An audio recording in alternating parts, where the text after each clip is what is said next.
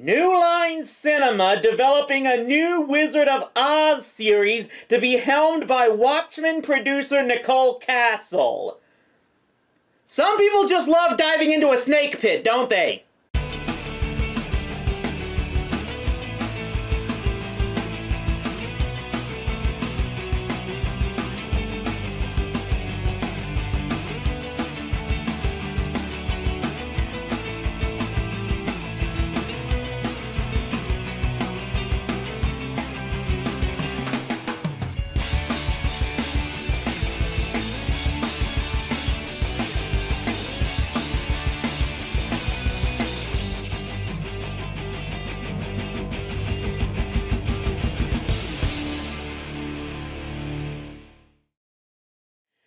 Well, last month we ran through the mud one of the most loved little girl gets lost in a fantasy world stories.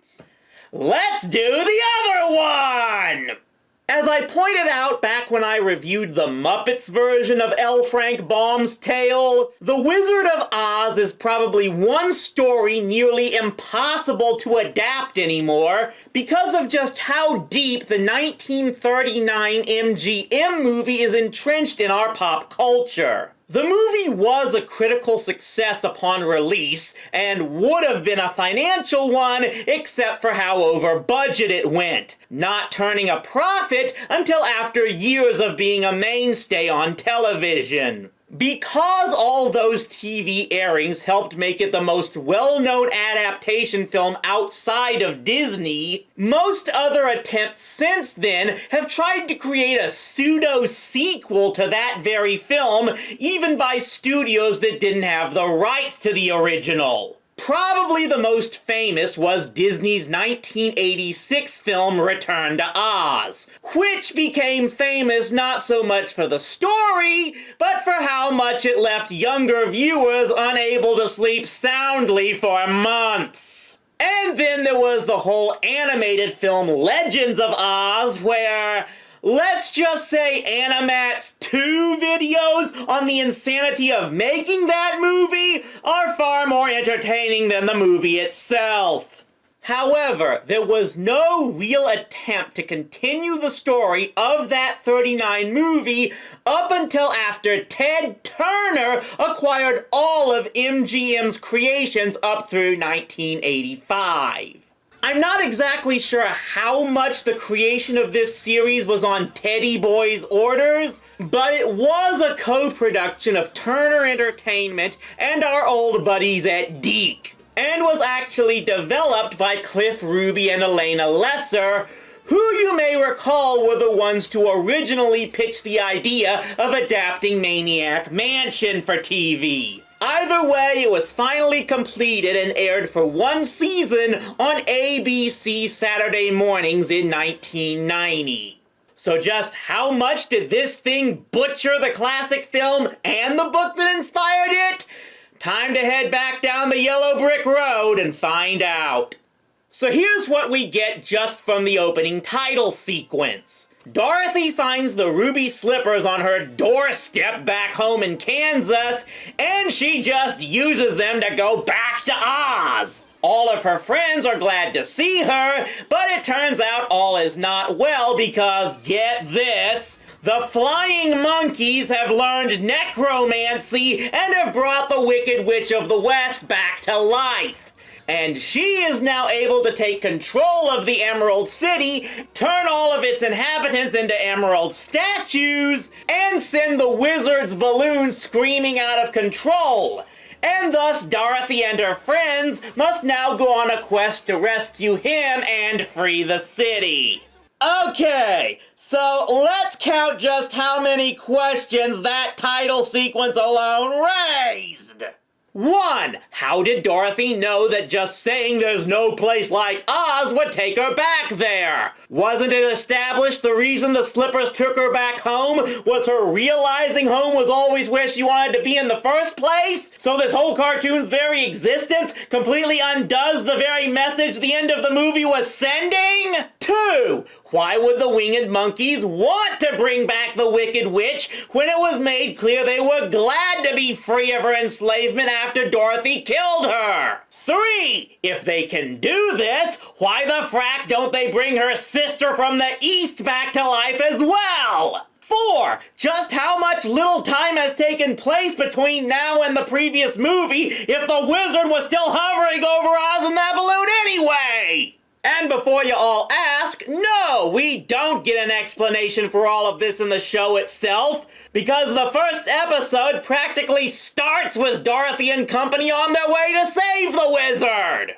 For crimini's sake, even Captain N gave us an actual pilot episode fully fleshing out how and why Kevin was pulled into Videoland.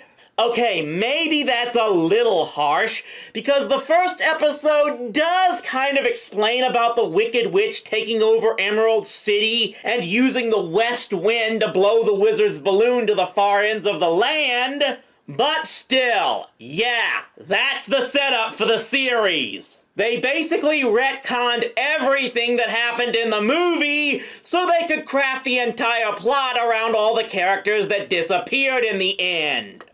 Anyway, the whole plot of the 2-part pilot pretty much starts with Dorothy and friends having to find the wizard at Fort Nutcracker. What kind of stupid name is that? Where he's pretty much refueling the balloon before he has to take off again, because even though the west wind is blowing his balloon around everywhere, he still has to stay in there because Glinda casts some type of spell where he's only protected from the Witch of the West as long as he's inside the balloon. You know, considering that was her best plan to protect him and all that bullcrap about making Dorothy go through all that hell just to discover she had the ability to go home all along, Glinda ain't exactly the most helpful enchantress out there. The rest of the first story is pretty much about Dorothy and friends needing to drive the witch and her forces out of the Emerald City, which they ultimately do by flooding the whole city because witch, water, you know the drill. And then Dorothy is finally able to undo her curse on the city with the power of the slippers. Now it's up to us. We'll bring the wizard back here and throw that old witch out of Oz. Oh, you can bet on it, Dorothy. We'll find the wizard. A piece of cake. A snap of the fingers. So, watching this first 2-parter, I actually had hope that this show would have a full-on saga storyline, building up the story with each passing episode, making it one of the first American cartoons of the modern era to do so.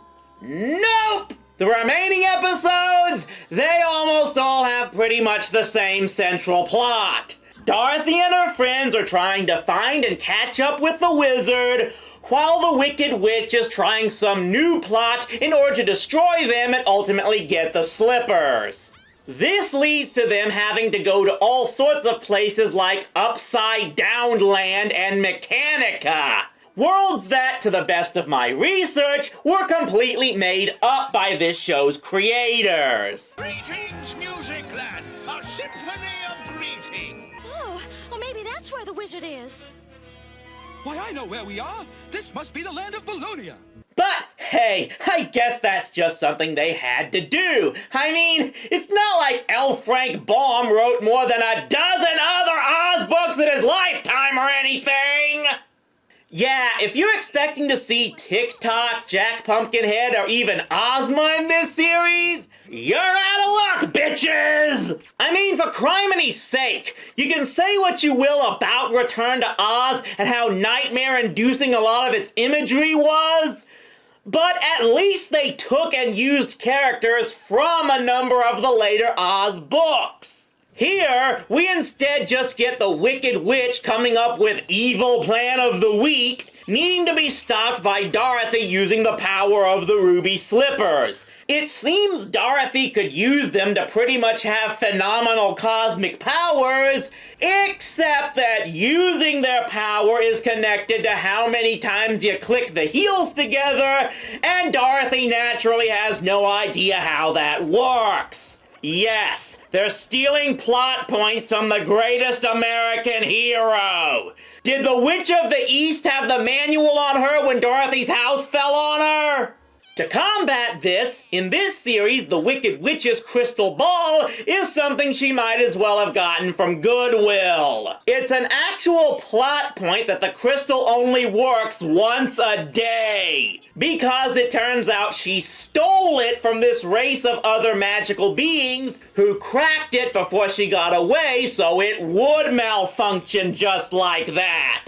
So she's basically handicapped by a crystal ball with an expired warranty and a bunch of flying simians led by this guy who might as well be Bebop and Rocksteady combined. Now, where is Dorothy? Dorothy? I believe she crashed. Perfect. Where? Well, down in the ground. Fool! My plan is working. Yeah. What plan, Your Holier than Doubtfulness?